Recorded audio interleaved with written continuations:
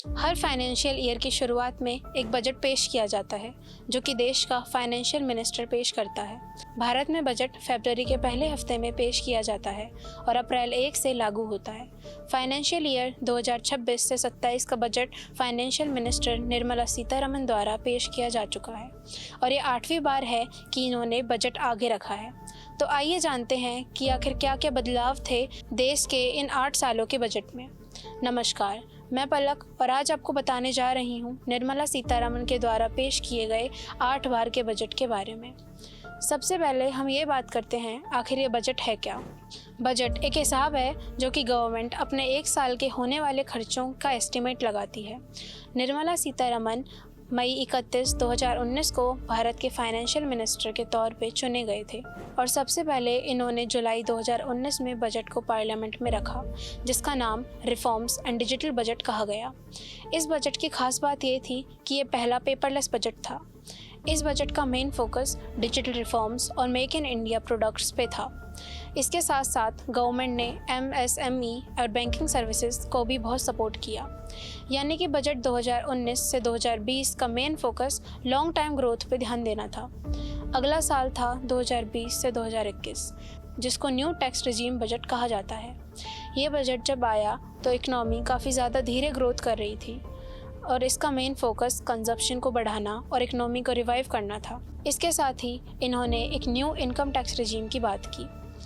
अब बात करते हैं अगले फाइनेंशियल ईयर 2021 से 2022 की। इस बजट को पोस्ट कोविड बजट भी कहा गया और क्योंकि ये बजट कोविड के बाद आया था तो इसको रिकवरी बजट भी कहते हैं। इस टाइम पे मेन फोकस हेल्थ सेक्टर पे और आत्मनिर्भर भारत को आगे बढ़ाने पे था और कोविड की वजह से जो इकनॉमी पीछे रह गई थी उसको आगे बढ़ाने पे जोर दिया। उसके बाद हम आते हैं 2022 से 2023 फाइनेंशियल ईयर के बजट पे, जिसको अमृतकाल बजट भी कहा जाता है। इस बजट में अगले 25 सालों का रोड मैप दिया गया और इसके साथ साथ डिजिटल रुपी को भी अनाउंस किया गया था। गवर्नमेंट का EVs और ग्रीन एनर्जी पे मेन फोकस रहा। नेक्स्ट आते हैं फाइनेंशियल ईयर 2023 से 2024 के बजट पे, जिसको सप्तऋषि बजट के नाम से भी जाना जाता है। इसमें ग्रोथ, यूथ और ग्रीन एनर्जी को प्रायोरिटी रखा गया। टैक्स के ऊपर भी बात की गई। मिडिल क्लास लोगों के ऊपर से टैक्स हटा दिया गया। इंफ्रास्ट्रक्चर, रेलवे और ग्रीन ग्रोथ पर भी फोकस रहा। आगे हम बात करते हैं अगले साल 2024 से 2025 की। तो ये बजट इलेक्शंस के बाद आया था, तो यहाँ पे मेन फोकस डेवलपमेंट और ग्रोथ के ऊपर था। Youth employment, women lead development and farmers के लिए स्कीम्स बनाई गई थी। इस बजट को इंक्लूसिव ग्रोथ बजट भी कहा जाता है।